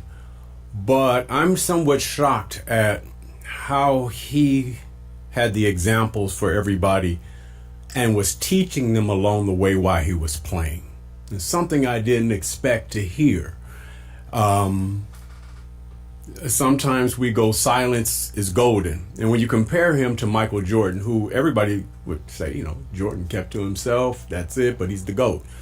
One thing I'm gaining this experience about is how much players who were on the opposite side of competition would talk about while they were playing and competitive, that he would tell them, hey, you need to be over here. Now, remember, imagine this, that you're competing with somebody, Mario. It's like you playing football. And somebody who's your mentor is telling you, hey, man, you know what? You need to slide a little bit to your left when you do this. And you're going, no, you're setting me up. But really what he's saying is, I know what you should be doing based on your position, so I want to help you to be a better competitor against me. That is big. I have not heard any athlete do that. And this is along the whole time, while all the other things were not as popular with Kobe when you had the down periods in Laker lore, when you had those bad years where people were jumping on him. But when you hear how much now this generation said, you guys had your Michael Jordan, rightfully so, because he was an 80s product. Kobe is our Michael Jordan. I've learned that more out of hearing the stories and how they felt. And it made me want to think about asking you, Mario, who was your Michael Jordan as the basketball player who epitomized your time where you go, he was my number one? Was it Mike? Well, and a lot of it has to do with age. You're so right, Vic, when you say that it depends on your generation, because you're going to talk about the people that you saw. Right. And normally, Michael Jordan is up there. Magic Johnson is up there. But for me, the greatest of all time was Julius Erving. Right, and rightfully so, because at that time, I remember the stories of, here comes this ABA man who spent his years, and it was the first individual, even outside of Elgin Baylor, because I heard he had his own skills too, that took flight, that made dunking something you was going to look at in a different way. So it is hard when you don't get to see Doc, because he really came into the NBA after somewhat his peak. And so you don't get a lot of documentation on it, the same way you don't get a lot of Wilt Chamberlain, but you see a lot more Bill Russell. So I can understand why you say Dr. J, but what was it about Dr. J that got you though? What I loved about Dr. J was his dedication to excellence, his presence as a political figure. See, my greatest artist also stood out in dealing with society. Right. And Dr. J did that. Right. He did that, wearing his afro and all of that, making all those statements, and the way he continued to push for excellence, always, and the way he spoke and carried himself. Yeah. And again, let's not get away from the fact that he did what up until that time had never been seen. Right. Okay, and he led the way for basketball players to start to even try to do what Kobe and Magic and all of them did who came after him. And it gets me to another thing, that I think that period of time was for what they call, the community, civil equality, rights for people. That period, a lot of the basketball players, because it was kind of one of those moments where it's beyond basketball. I believe we're living in a period in time with players who are now what they call entrepreneurial, independent, developing a business, a strategic initiative. They're now emboldened to be successful business platforms. So yes, that's the part that Kobe, I get out of Kobe what I didn't know back then when he was playing, because you didn't have to love him, didn't have to like him, but what he did with a lot of people, when you hear them talk and how many people went to his school and how many people were really biting off of him, from Kawhi, you name it, all of them went to his playground, his school. I understand it. And probably the best demonstration I've seen of an athlete with his daughter that I've seen so far at this time. So I wanted to let people know that this is just about how I see things a little bit different, and the experience of people speaking about him now allows me to say, hey, you know what? He's not Superman. He may have his faults, but behind the scenes, oh my God, wealth beyond recognition, what he was trying to do for other people. So I want to give that shout out, which now leads me to one of the hardest things to do, and that is to say, man, who is on your Lakers Mount Rushmore? Man, think about it, Mario. If you had to just go, okay, here's the 5, and you know what? There's a graphic on there. Just go, but below that you can go to where I don't even have to give the names of anybody. But if I said, here's your Laker 5, but you had to eliminate one, it's going to be Kareem, it's going to be Shaq, going to be Magic, going to be Kobe, James Worthy, Kareem Abdul-Jabbar. When you're literally sitting there going, who is the Mount Rushmore for? If you had to think about it, what 4 comes to mind first, man? If you had to think about it. Well, that story gets rewritten in a lifetime, right? Right. Kobe's rewritten things because now when you think of the Lakers, he's part of the fabric of that organization. Right. Specifically because spending his entire career there. Right. And starting as young as he did. So before that had never happened. True. Okay, as far as I can't think of any player who did that, didn't spend his whole career with one organization. So Magic Johnson, prior to that, to me, had become the defining person. And before that, Jerry West and Wilt Chamberlain. Okay. But then it changed. Yes, it does. And then we can't exclude Jabbar. I'm sorry I forgot him, because he was certainly part of the defining era before Magic and then continuing through. Right. So again, the issue with the Lakers is there's so many greats, like you said. Right. And at different times, because of the championships involved. Oh, bruh. They get to define an era. Yeah. The hard part about it is you're changing, because why does Mount Rushmore only have to have 4 people? All it is a big lump of rock where you can carve in another face, but people want to reduce it down to 4, and I understand. So what I'm gonna do is that I'm gonna leave that alone and see if I can give you 2 people that I would probably go automatic to. I'm going to come to that a little bit later. I'm going to go over to, I know, I see the display. I'm coming back to this later. I'm coming back to that later. I want to go over to across the town, across the way, there was a signing by the Lakers to go, the Clippers pulled a move in there with the Morris brothers, and we got to do something. So DeMarcus Cousins is your casualty. And before I even go into, the impact of this, because just because you have players on the team, they still got to deliver. They still have to gel. Do you feel for DeMarcus Cousins, man? I mean, no, I don't. You don't feel for him? Because, and plus, he was wanted. It was just he got the injury, and now it's a different fit. But I think he'll still have good feelings about his time with the Lakers. And I think that he's going to end up finding a nice home somewhere else. It's going to be difficult because of the minimum that they had him signed on. And to be on a team now where there was, maybe about 6 or 7 years ago, 8 years ago, he was paired with Anthony Davis, and he was considered the best big man. And then his journey going to Golden State, being able to play on a championship team, or limitedly, and then also coming now to LA, the franchise.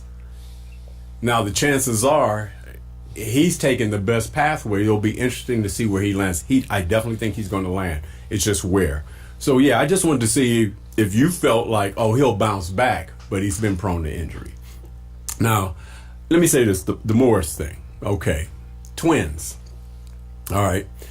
Now, Marquise, he got out of Detroit Pistons. Now, he left Detroit and came here for less money. Did you think he wanted to get out real bad, man?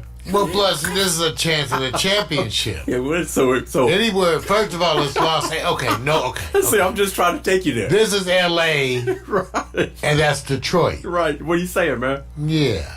You say get out? Does it need to be said? Yes. Okay, now, in terms of teams, let's say it again. This is L.A., and that's Detroit. What are you trying to say? That need to be said. Wait a minute. He got, he's playing with Blake Griffin. Detroit. I'm trying to. Snow, cold. Okay. Think of the summers. Just the weather alone sucks. Maybe some of the bad boys out there in the stands giving them hope and prayer. Okay. All right. Here's the thing. Both of them are almost similar. I mean, both came from Kansas. This is weird. Both of them got drafted in the first round, 13th and 14th. Guess who got the 13th pick? The Lakers. So this is interesting to see how one was chosen ahead, to see how they play, and they're so similar. What's their age range? Oh, man, they got to be around 31 now. Are they twins? They're not twins. They're twins, man. Oh, they're twins. Yeah. The thing that you can see different now when you look at the pictures like this is that Marquise beard is longer. When you go look at him, that'll be able to give you a distinction just for the moment if you needed it. But for the most part, man, they're the same. It's just a matter of where they're playing. And Marcus has been balling. So he's been in a position where it's unfair to compare Markieff because you got to see the TV time to make a comparison. And when you're, like you said, Mark, you see Detroit's not getting a lot of PT time media-wise. So we'll see how it goes. But one to sit back and say they needed this, the Lakers needed this because the Clippers are deep, although they're going through tough times right now because they have no chemistry. So if you look below that, Mario, let's see if you can see the difference between the two. Let's see, can you tell which one is Markieff or Marcus? You said the one with the longest beard. There you go. That's it. Now, if they decide to switch that up and fool you, I don't know how they're going to do it. So at least you now know everybody's going for the championship this year. This is what it's all about. It's this year because I believe all these other teams that's coming up with younger players, they're going to be tougher to beat next year. Now I'm going to go back down to what I said about, can I pick two people on my Mount Rushmore? Oh, this is two. All right. I'm going to go Mount Rushmore. I got to go two. I'm going to go I've definitely got to go Magic and Kareem. The reason why I'm going there is because still records have to be broken for Kareem. Kobe's coming up there. So I got 2. But that's all I'm going right now. Because now nobody knows really how the Big Dipper played Wilt. I mean, when you go see his records, nobody's got. Well, you say it's too old. They don't have a video. They don't have film of him. Of his 100-point game. I watched him as a young child with my father, and just dominant. But then I got to see Shaquille O'Neal, who's bigger, and even more dominant.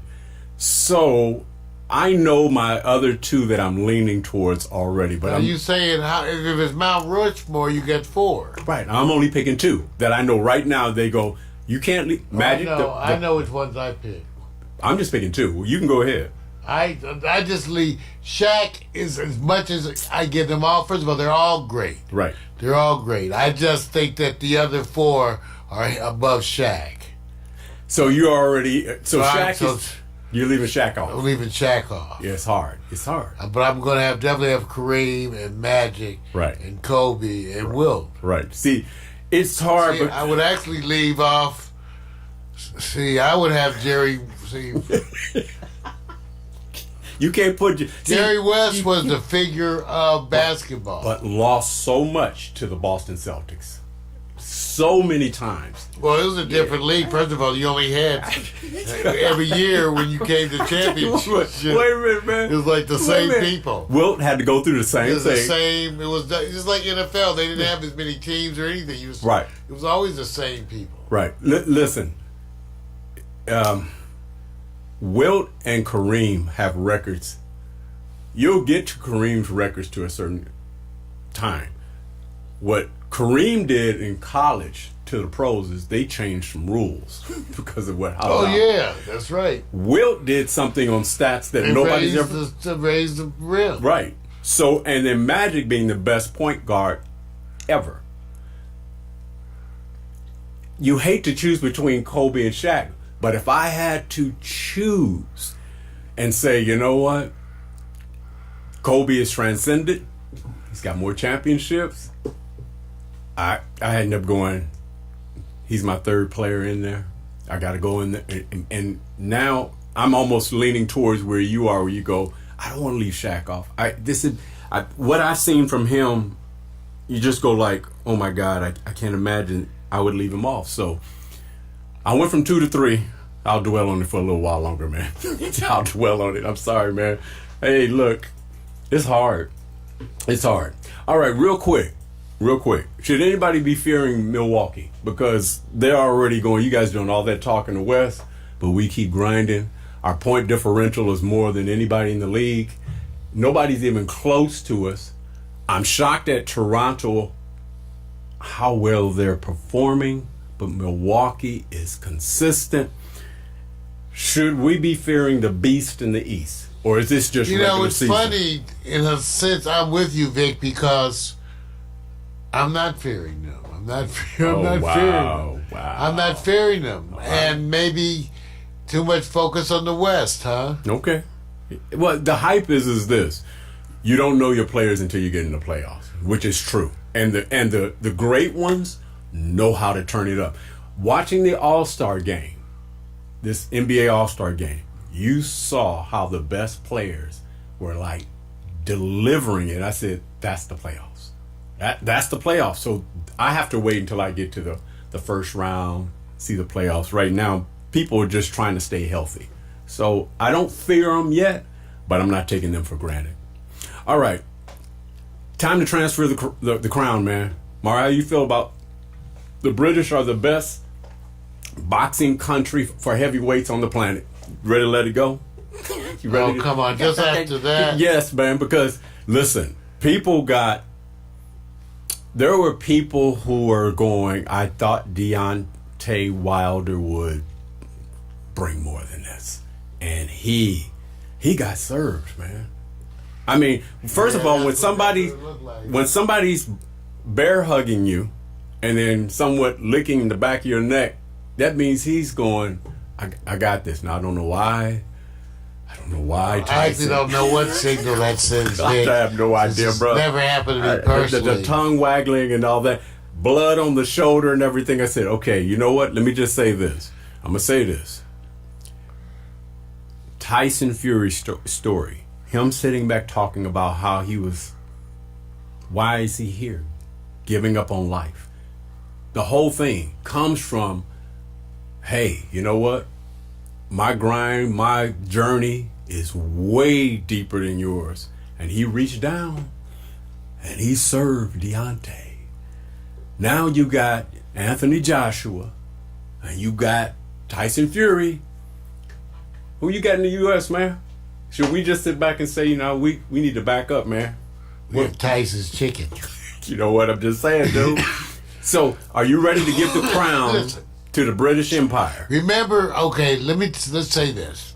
First of all, probably would be good for boxing, which is a sport which I think is on the ticker anyway, because the goal is to give your opponent a concussion. And I think it's on a ticker, but it probably would be good for boxing to get that change internationally, and actually probably to get some boxers in from even some other countries.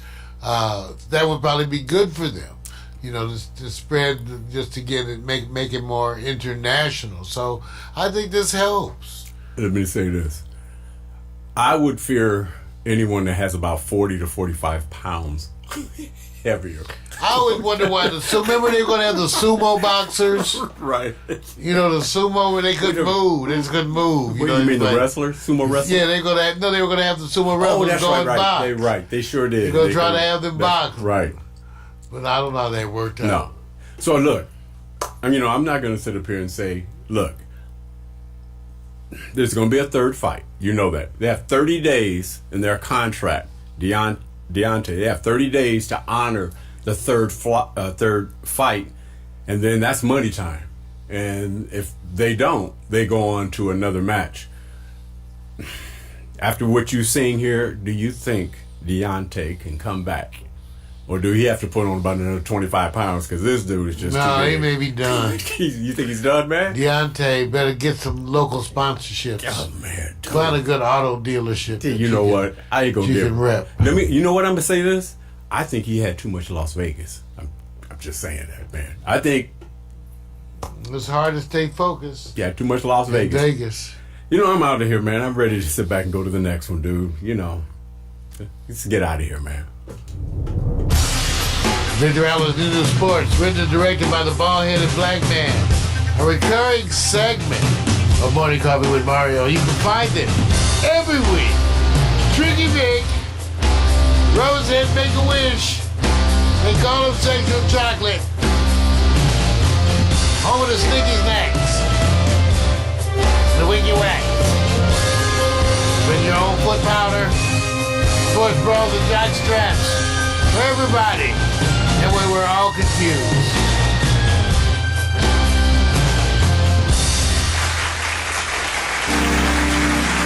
And coming up next, Hot Picks.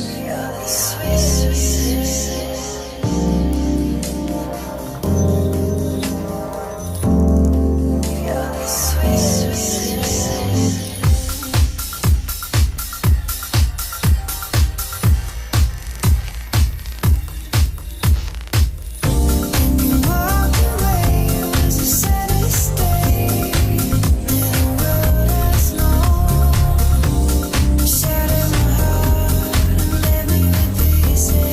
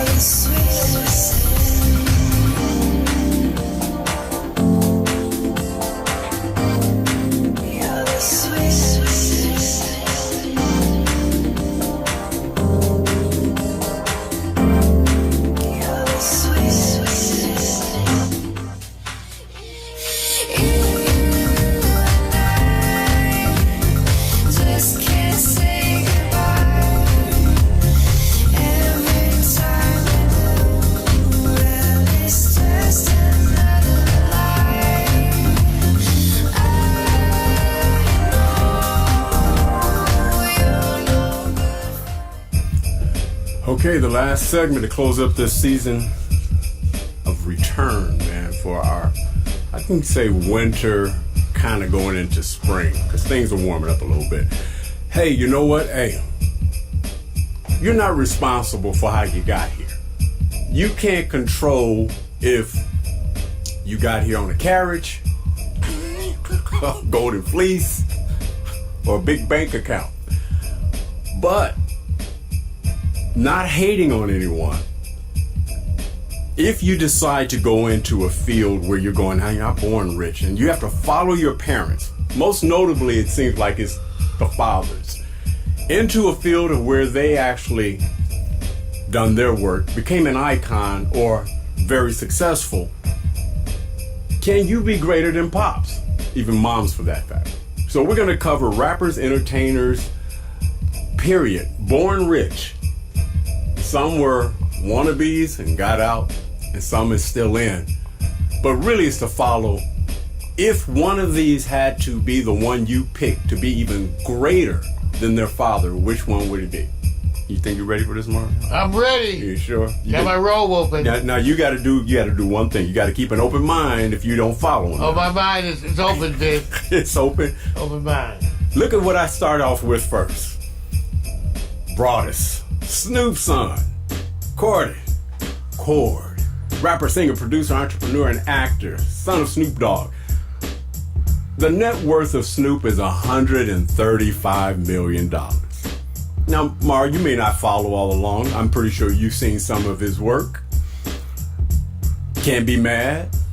We're just going to go through this and say, if you recognize there's talent that he'll be beyond his father's success, you can wait till we go through the whole list, or you can comment on it now. Which would you rather do? Well, I don't even know much about these sons so far. So that's already telling you. See, this is the part where I'm going, I don't know if this is an indictment on Mario. It's probably the Trump thing is getting in the way. But we're going to keep going because I think you're going to run across a couple. So I'm going to go down the list, and you just tell me when we come back up. Let's go to the next one. Oh, this story. This one. I can't even get into this one. Daniel Day-Lewis has a son, Gabe Day. Okay.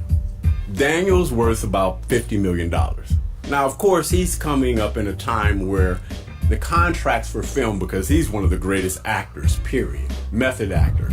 And so he probably played in a lot of films, Papa, that were less about the gate and how much you made, but the quality of the product. But everybody knows that Gabe tried to reach out and do a little rapping. So now he's also a person says he has the right to use the N-word. So there's a lot of history with Gabe. So Mario, since you follow method actors, did you follow Gabe and his journey? No, I missed Gabi. You may want to go check this out. You may want to go. I'm just saying. This, Yeah, I'm just saying now. Smoke him if you got him. I'm just giving the stories, and then we come back and pick the one. You reminded me of why I don't have children. That's why so far it's... But you see how difficult this can be. Oh, it's very difficult. Okay, now let me just say this. He's been in the news, so he had just so you know, Gabe tried to do his launch and rap in 2011. That ain't happening anymore. But he may be good. I'm just not sure if he will be better in the end run and as popular and successful as Daddy. And this is a hard charge to follow with Daniel, Lord. right? All right, good. Let's go to the next, man. Let's take it down. All right, take it up. And take you to, this one is easy. This is easy. Mario, you follow. James Smith, rapper, singer, and actor, son of Will Smith. Will's net worth is $350 million. Now, I'm not going to even set this up and say, do these wonderful sons and daughters get a big head start with talent? They get a big head start. You know what you're actually reminding us of how difficult it is to come behind. Yes. Because, okay, first of all, I would be telling my child, you don't need to make the same kinds of money I made you need to search for personal fulfillment. Pa, they're gonna go like this. I'm growing up in this. Get your cheese day. You know, because talking you know about? all of these sons so far now. And let me just wind it back just for a hot second. I know you. We started with Snoop Dogg, son. Mm-hmm. You know, and then we went to Daniel Day-Lewis's son. Right. You know, these are some hard. You know, Wait a now you minute. deal with Will Smith's son. Wait a minute. You know, that's like some heavy. Wait a minute. That's some Are heavy you- stress. I got a better question. Some heavy stress. I'm not going to even get to it until we go through the rest of the list because it would be full. I don't want to plant that seed in your mind. Let's go to the next, man. Come on. This, like I said, you get to just pick one who will be even greater than their father. Let's go to the Okay. next. Oh, yeah, man. This is called doing it from the ground up, empire building. Lil Romeo, rapper, son of Master P, whose net worth is $200 million. Everybody agrees that Pop was not going to go out and say, sell your tapes out of your car, sell your CDs out of the car. They're going to get a head start. Don't be mad, y'all. That's just how everything goes. You set up for the best success. You followed and heard a little bit about Lil Romeo, haven't you, Mark? Yes, I have. Anything stands out, or you going to go to the next? Not so little. That's it. Okay, let's go to the next. See, I'm not going to drag this on. It's going to be quick and simple. Let's go to the next. One I didn't follow as the backstory. Got to give it credit, though. Yes.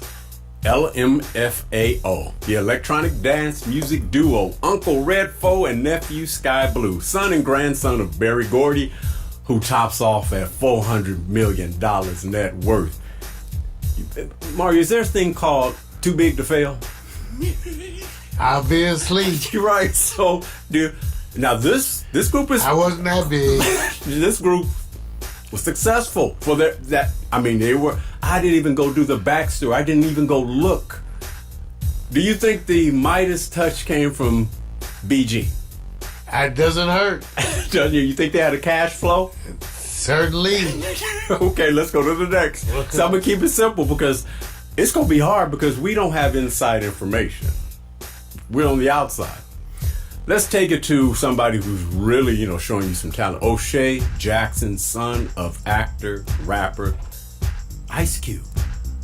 Net worth for Ice, $160 million. But O'Shea's got some talent. Mar, you been following him, or are you now just becoming aware? No. First time? So far, I'm learning. You're learning, right? I'm learning so much from this segment. I'm telling you now. Vic, I could have stayed at a Holiday Inn and still not learned You should this go. much. I will send you a link. See, I didn't want to do this because we don't have enough time.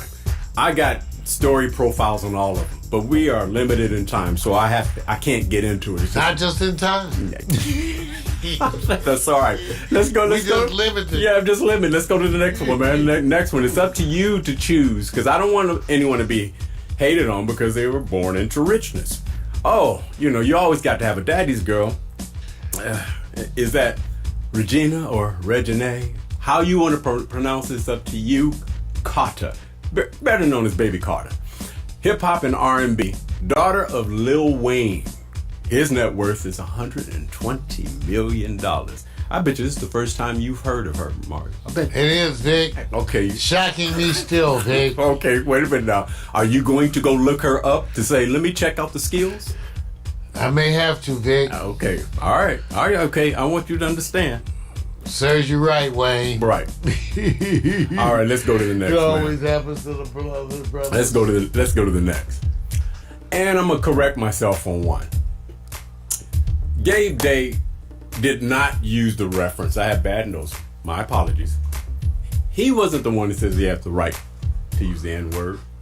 Actually, it belongs to one of the most prolific actors' sons of all time. Chet Hanks, actor, former rapper, son of Tom Hanks. Yeah, he's the one that actually said, I have the right to use the N-word. It was controversial where he gets to sit back and go, I want the freedom of speech, and he's protecting his right. Now, T. Hanks, or Tom Hanks, is worth $350 million. When you are born into when you first are born and you're at home, you see Oscars statues. At that point, you think he has the right to say whatever he wants to because he doesn't know any different? I think the young folks feel like they have the right. Right. And that's the only thing, and then it made me flash back to when we was that age. Right. We thought we had the right. You actually have the right, but are you smart enough to know? When I think back to that age, listen, I know. And I don't know. Maybe not. Okay. Maybe not smart enough. Okay. Now, Maybe not you're going to be smart enough. guessing because, like you said, you haven't followed them as much. I have, and they say sometimes you take the obvious road and sometimes you don't. And I believe that there's someone in this group that's like Kobe going, rest in peace, I got Gianna, I'm starting you off early. And when you go see the videos and what players are saying about Kobe, says, you go watch her play, it looks exactly like Kobe. He's taught her all the moves. Someone in here is taking the time to do that with their son, and you have to say, well, based on these actors or performers, I think it's this one. You ready to go to the top, Maury? That's so hard to do. And I'm going to make my best choice, even though I think you have so many other factors. Yes, it is. So let's go back to the... Let's go to the top, and you're making your choice. I already made my choice. I'll let you know. It's a guess now. So we start off with Corday Broaddus, son of Snoop. Mm-hmm. And we go to Gabe Day, son of Daniel Day-Lewis. Yep. We go to Jaden Smith, One of the most popular, if you would son say. of Will Smith. Trending, always trending. Lil Romeo, son of Master P. Yep. LMFAO, grandson of Barry Gordy. Mm-hmm. O'Shea Jackson, son of Ice Cube. Mm-hmm. Reginae Carter, daughter of Lil Wayne. Mm-hmm. And Chet Hanks, son of Tom Hanks. It's up to you, man. You have to take your best. Yeah, I guess. think, man. You can take two if you want. Well, you One know or what? two. Part of it has to do. Some of them we know where they're headed, Right. and so I'm gonna really look at them and say the ones who might do good was working with their daddy's money. Right. And I'm gonna give that one. Right now, I'm gonna give that to Jaden Smith. There's your number one. Yeah. Okay. And then coming up behind him closely, Lil Romeo. You know what? I actually inverted it, and I went Lil Romeo only because Master P's business mind and what. That's he what I did. was thinking too. Which Yeah. ones? Yeah. Gabe seems. Which ones want to do their own thing? Right. I think Jaden. I think that, for example, Corday, he's probably Right. going to tend to want to do more of his own thing. Right. I think Gabe is going to want to do more of his own thing. Right. But they'll still be able to use their dad's influence. Right. I think Jaden Smith, even though he wants to do his own thing, I think he's going to be way more pragmatic. Right. For some reason. Okay. Think about running a business thing. Right. And I think the same thing like with you, Master P's son is going to take after his dad and run business. Yeah. Now, the sons of Barry Gordy, I think they'll all be successful, see? I think all the rest of them will be successful. Right. But I don't know how they're going to necessarily run that based on their father. And remember, they've already been successful to a certain degree. The question is, who stands the better chance of being more successful than their father? Yeah, well, I don't know if any of them stand that chance, but I'm picking two. bravo to them. I'm going with. See, the key is this. Look at the net worth. The lower the net worth, the better the chance. Because if you go with Barry Gordy, $400 million, and you're an electronic pop dance group, you got to go into some producing or something. But it's, if you're the only child of 400 million, and that 400 million is 80 years old, you might be getting ready to step lively. Wait, inheritance? Okay. Yes. I'm going with Lil Romeo because the business mind, and I was going to go with Jaden Smith, but I'm gonna go with O'Shea. I'm gonna go with the O'Shea with Ice Cube because he's around nothing but the idea that you have to parlay. Everybody's this lesson. Will's got it. You go from music to film. Usually don't run from film to music. So I'm gonna go there. So hey man, that's it, man. I wish I could give you more. I'm done. Everybody, hot there.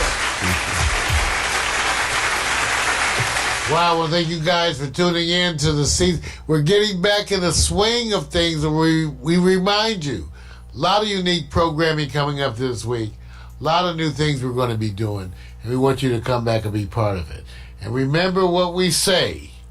Ain't nobody got our DNA.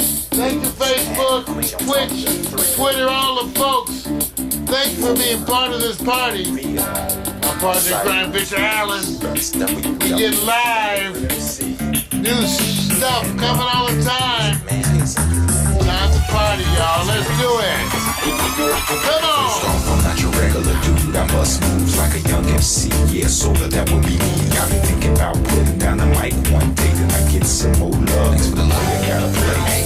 What can I say? I'm a Leo to the finish, man. I love God, so my faith won't diminish, man. Once I step up to the mic, I speak truth. Hip-hop wasn't designed to express for black youth, but somewhere along the lines, we dropped the ball, yeah. I mean, that man in the mirror, yeah, that ball dude. But now I'm back to right the wrongs of my past world. So let me walk this off my list like my name's Earl. Articulate my thoughts clearly like Professor Les. Do you remember Rap City with Deja and Les? I'm looking at the front door, bless the main source. You fool, yeah, wait till I hit you with the main course. I was spitting when you was a kid. You doing what I did, you know I still got it. Why you brag about it? I be on the solo, making my money screw residual. I'm individual, nobody's got my DNA. I was spitting when you was a kid. You doing what I did, you know I still got it. Why you brag about it? I be on the solo, making my money screw residual. I'm individual, nobody's got my DNA.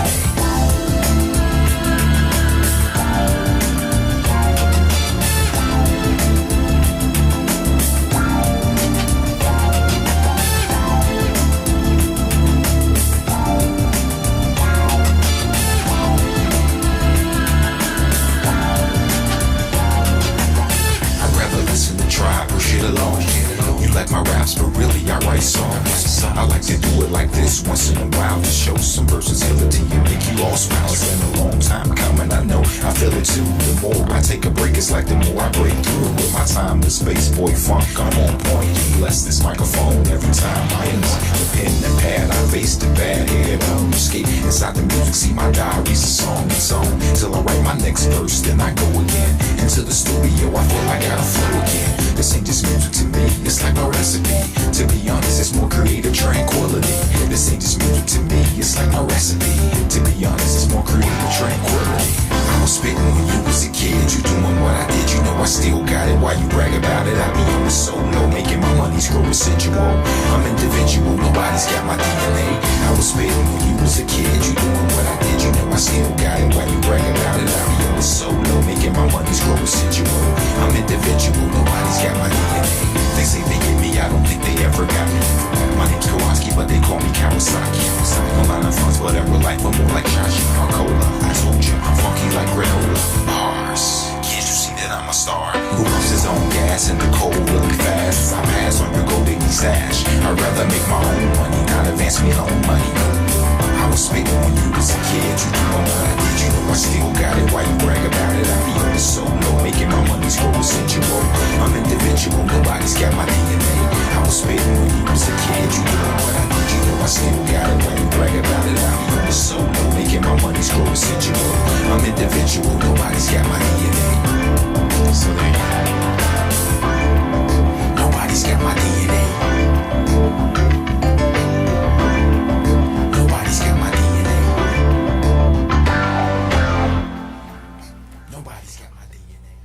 Alexa, begin playlist, broadcast transition. See y'all. Should I play the playlist? Peace, you guys. Broadcast transition.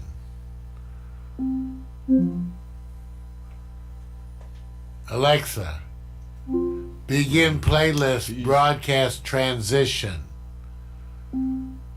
Your playlist, broadcast transition on Amazon Music. Jeez. Peace, y'all.